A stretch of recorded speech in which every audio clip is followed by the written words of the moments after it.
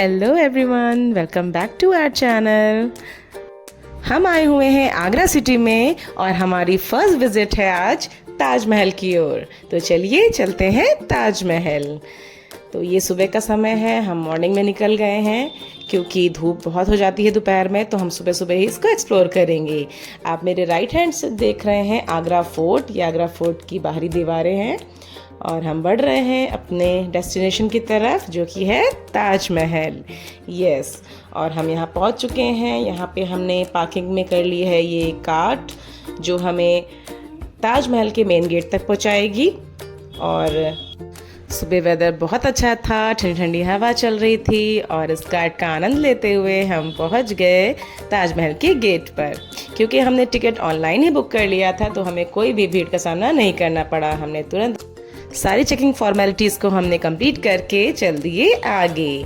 तो ये आ गया है हमारा फर्स्ट फ्रंट गेट। यहाँ से हमने करी एंट्री। ये पश्चिमी द्वार था, वेस्ट साइड का डोर था, यहाँ से हमने एंट्री करी और चलिए चलते हैं इसके अंदर। और ताजमहल को 1983 में यूनेस्को की वर्ल्ड हेरिटेज प्लेस में घोषित किया गया है, 7th wonder of the world. आगे बढ़ते हैं। दोनों तरफ ही हमें रेड पत्थर की इमारतें दिखती हैं, बट अभी तो मेन बिल्डिंग काफ़ी दूर है, हमें काफ़ी आगे अंदर चलना पड़ेगा। तो चलिए चलते हैं। ये आ गया मेन डोर। इस डोर से होकर हम अंदर जाएंगे और हमें तब दिखेगा ताजमहल। तो यस, ये है खूबसूरत सा एंट्री गेट जहाँ पे काफ़ी लोग खड़े होकर यहाँ पे अपनी वीडियोस और फोटो निकाल रहे थे। इस गेट के बाहर ही लगा है एक मैप जिसमें आपको दिख जाएगा कि ये मेन इमारत किधर है। चारों तरफ 4 गार्डन्स हैं, इसमें एक मॉस्क भी है, म्यूज़ियम भी है। तो ये सारी चीज़ें आप इस मैप में देख सकते हैं। चलिए अब करते हैं एंट्री। और एंट्री करते हुए हमें दिखा बहुत ही खूबसूरत नज़ारा जो कि था ताजमहल का। सुबह सुबह काफ़ी कम भीड़ थी और हमने अच्छे से इसको एक्सप्लोर किया। चैनल पे नए हैं तो please like and subscribe our channel for more amazing videos. Taj Mahal विश्व की प्रसिद्ध इमारत है जिसका निर्माण 17वीं शताब्दी में किया गया था। इसका निर्माण 1632 में शुरू हुआ था और 1648 में मकबरा और आसपास की इमारतें एवं गार्डन 1653 में पूरे हुए थे। ताजमहल अपनी उत्कृष्ट वास्तुकला एवं प्रेम कहानी के लिए जाना जाता है। जैसा कि आपको पता ही होगा, ताजमहल शाहजहां ने अपनी तीसरी पत्नी के मृत्यु के बाद बनवाया था। इसका निर्माण सफ़ेद मार्बल से हुआ है और इसमें एक विशाल गुम्बद, डोम और 4 मीनारे, साथ में गार्डन और एक मस्जिद भी है। इतिहासकारों का मानना है कि इस ताजमहल को बनवाने में 20,000 से अधिक कारीगरों ने काम किया था। इसके वास्तुकार उस्ताद अहमद लाहौरी थे। इसे दुनिया के 7 अजूबों से एक माना गया है। और इसके बाद घूमते फिरते हमें लगी भूख और हम चल दिए आगरा की मशहूर बेदमी पूड़ी और कचौड़ी का आनंद लेने के लिए। तो हमने इसको एंजॉय किया और बहुत मज़ा आया। अब हम चल दिए अपने नेक्स्ट डेस्टिनेशन पर जो कि था फतेहपुर सीकरी। जी हाँ, अब हम जा रहे थे फतेहपुर सीकरी। फतेहपुर सीकरी एक ऐतिहासिक शहर है जो उत्तर प्रदेश के आगरा जिले से लगभग 40 किलोमीटर दूर है। यहाँ पहुँचकर पार्किंग से ही हमको मिल जाती है कार्ट और इस कार्ट के साथ हमने लिया था एक गाइड और इस गाइड के साथ हम चल दिए मेन बिल्डिंग में। ये फतेहपुर सीकरी 2 भागों में डिवाइड है। एक पार्ट कहलाता है फतेहपुर और दूसरा पार्ट कहलाता है सीकरी। तो सबसे पहले हम घूमने जाएंगे सीकरी में। तो बस हम पहुंचने ही वाले थे और ये है एंट्री गेट। यहाँ से शुरू होता है सीकरी और चलिए पहुंचते हैं और दिखाती हूँ कैसा है। इस शहर को मुगल सम्राट अकबर द्वारा सन 1571 में बसाया गया था, जिसके बाद बादशाह ने इसे अपनी राजधानी बनाई थी। इतिहासकारों के अनुसार 1571 से लेकर 1585 तक यह अकबर की राजधानी रही। यहाँ अकबर के द्वारा बनाए गए कई किले, दरगाह और अन्य स्थल मौजूद हैं जिन्हें देखने के लिए पर्यटक दूर दूर से आते हैं। तो हम पहुँच गए सीकरी। चलिए अब चलते हैं इसके अंदर। तो आज मैं अपने रिलेटिव्स के साथ थी तो हम सब मिलकर घूमने आए थे फतेहपुर सीकरी। फतेहपुर सीकरी की बनाई गई सभी इमारतें लाल पत्थर की हैं। केवल कुछ अंशों में सफ़ेद संगमरमर का प्रयोग किया गया है। ये नगर भारत में मुगल वास्तुकला के बेहतरीन उदाहरणों में से एक है। तो सबसे पहले हम आ गए सीकरी, और यह जो बिल्डिंग आप देख रहे हैं ये था जोधाबाई का महल। तो हम इसमें एंट्री करने वाले हैं, और मैं आपको बता दूं ये गाइड हमें बता रहे थे कि ये कब बनाया गया और किस खुशी में बनाया गया। अकबर का लंबे समय तक कोई उत्तराधिकारी नहीं था। ऐसे में वह एक दिन एक प्रसिद्ध सूफी संत सलीम चिश्ती से मिलने सीकरी आए, और इन सूफी संत ने भविष्यवाणी की कि अगले 2 वर्षों में अकबर पिता बनेंगे, और भविष्यवाणी के मुताबिक अगले 2 वर्ष में अकबर को एक पुत्र प्राप्ति हुई, और इसकी खुशी में अकबर ने जोधाबाई को ये महल दिया एज अ गिफ्ट। और ये है महल के अंदर का नज़ारा, और इस खुशी में अकबर ने फतेहपुर सीकरी का निर्माण करवाया था। इसमें आपको कई इमारतें देखने को मिलेंगी, जैसे दीवाने खास, दीवाने आम, ख्वाब महल, पंच महल, और आगे हम देखेंगे नेक्स्ट बिल्डिंग में शेख सलीम चिश्ती की दरगाह, और साथ में बुलंद दरवाज़ा, जो कि मैं आपको आगे दिखाऊंगी। तो यहाँ पे आप देखेंगे दीवाने खास, यहाँ पे नवरत्नों के साथ विचार विमर्श करते थे महाराज। इन खम्भों पर आप मुगल वास्तुकला को देख सकते हैं। इसमें लोटस के तरह की डिज़ाइनें बनी थी, जो कि बहुत ही खूबसूरत लग रही थी। आगे चलते हैं, और यहाँ पे हम देखते हैं ख्वाब महल, जहाँ संगीत की महफिलें लगती थी। आप मेरे पीछे देख रहे हैं वो पंच महल है, पास से भी दिखाती हूँ। और इसमें 176 खंबे हैं, और यहाँ 5 मंजिला महल है, जो आप मेरे पीछे बिल्डिंग देख रहे हैं, 5 मंजिला महल। इस तरह से कई बिल्डिंग इसमें बनी हुई हैं, आपको मैं आगे दिखाती हूँ। आगे बढ़ते हैं, और इस तरह की कई इमारतें यहाँ पे चारों तरफ बनी हुई हैं। दीवाने खास और दीवाने आम, जिसमें राजा जनता के झगड़े और परेशानियाँ सुनते थे। सामने मेरे पंचमहल आप देख रहे हैं, 176 खंभों से निर्मित ये 5 मंजिला महल। फतेहपुर सीकरी भी एक वर्ल्ड हेरिटेज साइट है, और इसका नाम अरबी मूल में से है, जिसका अर्थ है जीत की नगरी। और इस शहर को सूफी संत सलीम चिश्ती के सम्मान में बनाया गया था। और यहाँ देखिए ज़मीन पर ये गेम बने हुए हैं, जिस उस समय राजा और उनके मंत्री ये यहाँ पे मनोरंजन के कुछ साधन थे। साथ में संगीत, नृत्य, ये भी इनके मनोरंजन के कुछ एग्जाम्पल्स थे। चलिए आगे बढ़ते हैं। आगे मैं दिखाती हूँ कहाँ पे तानसेन म्यूज़िक यानी गीत गाते थे, वो भी आगे जगह दिखाती हूँ मैं। चलिए बने रहिए मेरे साथ इस वीडियो में। ये जो आप मेरे सामने एक पॉन्ड देख रहे हैं, इसमें उस टाइम पानी भरा होता था, जैसा कि गाइड ने मुझे बताया। और इसमें बीच में जो एक प्लेटफॉर्म है, इस पे बैठकर यहाँ के म्यूजिशियन जो थे वो गीत गाते थे, और चारों तरफ दिए जलाए जाते थे।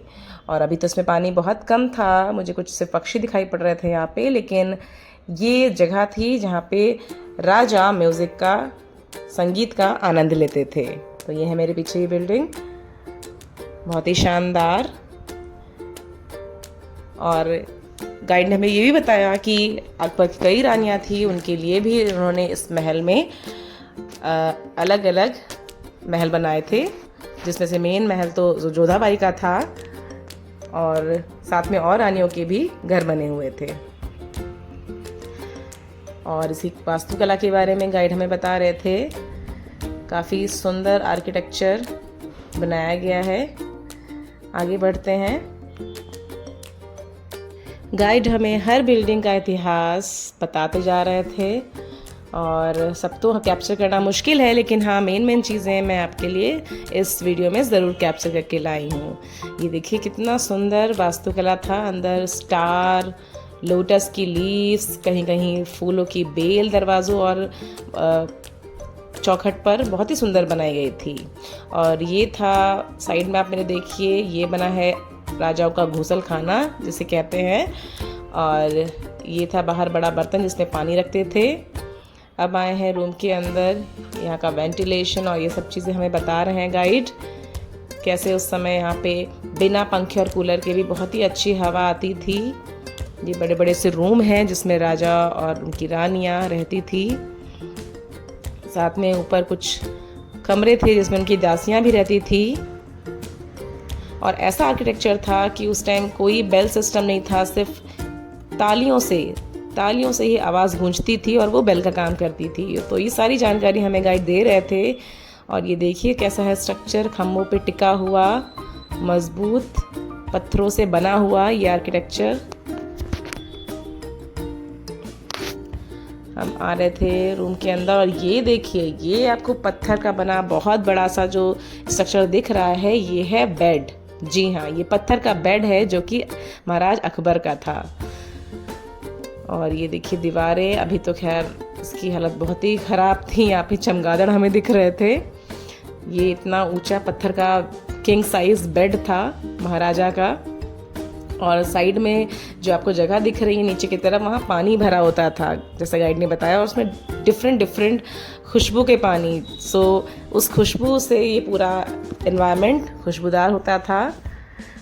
और ये है कुछ रूम्स जिसमें दासियाँ रहती थी। और यहाँ पे गर्मियों में राजा ऊपर हवा भी लेते थे। कई चीज़ें, कई स्ट्रक्चर्स दिखाए।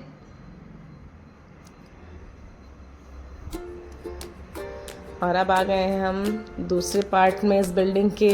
ये सीढ़ियाँ थी ऊपर जाने के लिए। अभी तो जाना इसमें अलाउ नहीं है, बट पहले इसमें लोग ऊपर जाते थे इन सीढ़ियों से।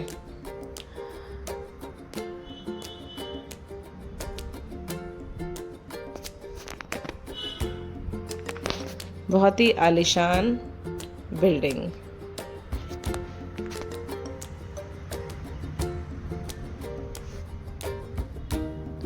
और अब हमें गाइड बता रहे हैं कि ये था सामने मुझसे मेरे से देखिए, ये है जोधाबाई का रियल महल, जो जोधाबाई के लिए बनाया गया था। एज अ गिफ्ट अकबर ने जोधाबाई को दिया था पुत्र होने की खुशी में। तो ये था जिसमें जोधाबाई रहती थी। ये है सामने का गार्डन जो कि बहुत ही खूबसूरत है, ग्रीनरी से भरा हुआ है। इसके अंदर कुछ ऐसा एरिया है। ये हम जोधाबाई के महल के अंदर आ चुके हैं और मैं आपको दिखाऊंगी इस पूरे कोर्टयार्ड के बीच में। आप देख रहे हैं जो ग्रीन कलर का दिख रहा है, ये था तुलसी का पेड़ की जगह, लेकिन अभी तो यहाँ पे तुलसी का पेड़ नहीं था। बट यहाँ पे जोधाबाई, क्योंकि वो हिंदू रानी थी, तो यहाँ पे पूजा करती थी। इसमें एक मंदिर भी है जिसमें जोधाबाई पूजा करती थी अपने हिंदू गॉड की। तो गाइड हमें बता रहे हैं इसकी पूरी हिस्ट्री। यहाँ आसपास सारी बिल्डिंग्स थी। और अब चलते हैं हम आगे। अब हम जा रहे हैं फतेहपुर, जिसमें है बुलंद दरवाज़ा और संत सलीम चिश्ती की दरगाह। तो ये दूसरे पार्ट में है इस बिल्डिंग के। तो हम जा रहे हैं अब मेन बिल्डिंग में। तो यहाँ से जोधाबाई का महल ख़त्म होता है, जो कि हम घूम के आ चुके हैं। अब बढ़ते हैं आगे। तो अब हम जा रहे हैं दरगाह की तरफ। और ये कुछ था नज़ारा बाहर का। और ये अंदर ही अंदर एक वे है जिससे हम पहुँच गए फतेहपुर की तरफ। तो ये है गेट, सीढ़ियों से चढ़ते हैं ऊपर। और ये सीढ़ियाँ चढ़कर हम पहुँचने वाले हैं ऊपर। बट उससे पहले हमें अपने शूज़ को रिमूव करना पड़ेगा, क्योंकि अंदर दरगाह है। तो हमने शूज़ बाहर निकाल दिए हैं और अब चलते हैं इसके अंदर। चलिए, ये था बाहर का गेट। और एंट्री करते ही हमें दिखता है सामने ये दरगाह। और दरगाह के चारों तरफ ये बने हुए हैं इस तरह से रूम। यहाँ पे काफ़ी लोग बैठे हुए हैं। और आप मेरे पीछे देख रहे हैं वो है बुलंद दरवाज़ा। ये बैक साइड है उसका। मैं आपको फ्रंट से भी दिखाऊंगी, वीडियो में बने रहिएगा। और ये है मेरे पीछे दरगाह, संत सलीम चिश्ती की दरगाह, जिसके अंदर भी मैं गई थी, लेकिन शूट अलाउ नहीं था, तो मैं आपको अंदर से तो नहीं दिखा पाऊंगी। बट हमने अंदर इसके दर्शन किए। और अब हम आ गए हैं फतेहपुर सीकरी बिल्डिंग के पीछे की तरफ, जहाँ पे हमारे गाइड ने बताया कि क्या क्या चीज़ें हैं। ये जितना भी एरिया आप देख रहे हैं ये सब उस टाइम फतेहपुर सीकरी का एरिया था। अकबर ने सारा एरिया जीत रखा था। और ये जो आप पीछे मुझे बिल्डिंग बहुत ऊंचे से देख रहे हैं, ये था उनकी हाथी की कब्र। और अब चलते हैं बुलंद दरवाज़ा की तरफ। बुलंद दरवाज़ा जो कि फतेहपुर की सबसे बड़ी इमारत है और 1602 में इसका निर्माण अकबर ने गुजरात विजय के उपलक्ष्य में करवाया था और यह ज़मीन से 280 फीट ऊंचा है। और चलिए आपको फ्रंट से दिखाती हूँ बुलंद दरवाज़ा। जीत की खुशी में बनवाया था अकबर ने ये बुलंद दरवाज़ा। काफ़ी लोग यहाँ पे आए हुए थे और यहाँ से फतेहपुर सीकरी सिटी बहुत ही खूबसूरत दिख रही है। इसके बाद हम चल दिए वापस और नेक्स्ट डे हम कहीं और जाने वाले थे। कहाँ जाने वाले थे चलिए आगे बताती हूँ वीडियो में। तो इसके बाद हम नेक्स्ट डे पहुँच जाते हैं वृंदावन। यस, हम जा रहे हैं वृंदावन। तो चलते हैं वृंदावन। वृंदावन वह जगह है जहाँ भगवान कृष्ण ने अपने बचपन के दिन बिताए थे। तो यहाँ हम सबसे पहले दर्शन करने आए निधिवन में। जी, इस नगर को प्रेम भूमि के नाम से भी निधिवन को एक रहस्यमयी वन माना जाता है और यह एक ऐसी जगह है जिसके बारे में माना जाता है कि यहाँ कृष्ण आज भी रासलीला रचाने आते हैं। भक्तों और स्थानीय लोगों का मानना है कि भगवान कृष्ण रात में रासलीला करने के लिए यहाँ आते हैं। और ये सारे वन जो पेड़ आप देख रहे हैं जालियों के पीछे, ये सभी कृष्ण की गोपिकाएं बन जाती हैं। और यहाँ पे बंदर बहुत ज़्यादा आते हैं और इसलिए यहाँ पे ये रेलिंग्स लगा दी गई हैं। और आप देख सकते हैं जालियों के पीछे ये सारे पेड़ प्राकृतिक रूप से ऐसे ही हैं और देखने से लगता है कि ये गोपिकाएं कोई मुद्रा बना के खड़ी हुई हैं। काफ़ी मनमोहक दृश्य है। निधिवन के अंदर 2 मंदिर भी थे, तो वो भी हमने दर्शन किए, लेकिन फ़ोटो वीडियो अलाउ नहीं थी तो हमने इसको फॉलो किया। अंदर गार्डन में एक छोटा सा कमरा भी है जिसे कहते हैं रंग महल और इसमें प्रतिदिन भगवान कृष्ण के लिए चंदन का एक बिस्तर भी तैयार किया जाता है। तो इस तरह दर्शन करके हम बाहर निकले और ये है मार्केट एरिया। इन पुरानी दुकानों में आप कुछ भी सामान खरीद सकते हैं, कपड़े, पूजा पाठ के सामान और बहुत सी चीज़ें। मिठाई और नाश्ते की भी कई दुकानें थी। अब हम जा रहे थे आगे बाके बिहारी टेम्पल। इन पतली पतली गलियों से होते हुए हम पहुंच गए बाके बिहारी मंदिर।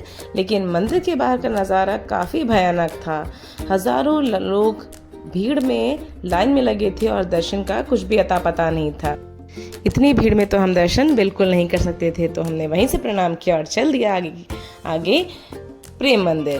तो अब हम जा रहे हैं प्रेम मंदिर।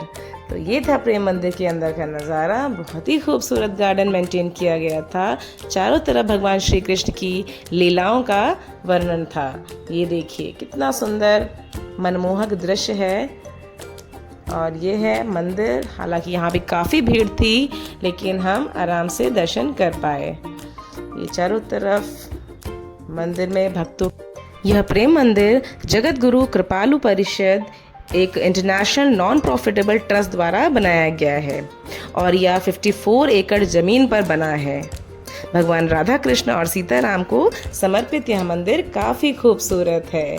पूरे गार्डन एरिया में श्री कृष्ण की लीलाओं से भरी झांकियाँ दर्शाई गई हैं जो कि बहुत ही मंत्रमुग्ध करती हैं। चाहे वो गोवर्धन का दृश्य हो या शेषनाग का दृश्य हो या महाभारत का दृश्य हो, सभी झांकियाँ बहुत ही खूबसूरत बनाई गई हैं। और इस तरह से हमने ये आगरा, फतेहपुर सीकरी, वृंदावन, मथुरा को एक्सप्लोर किया। I hope you like our video, so please like and subscribe. Thanks for watching. Enjoy.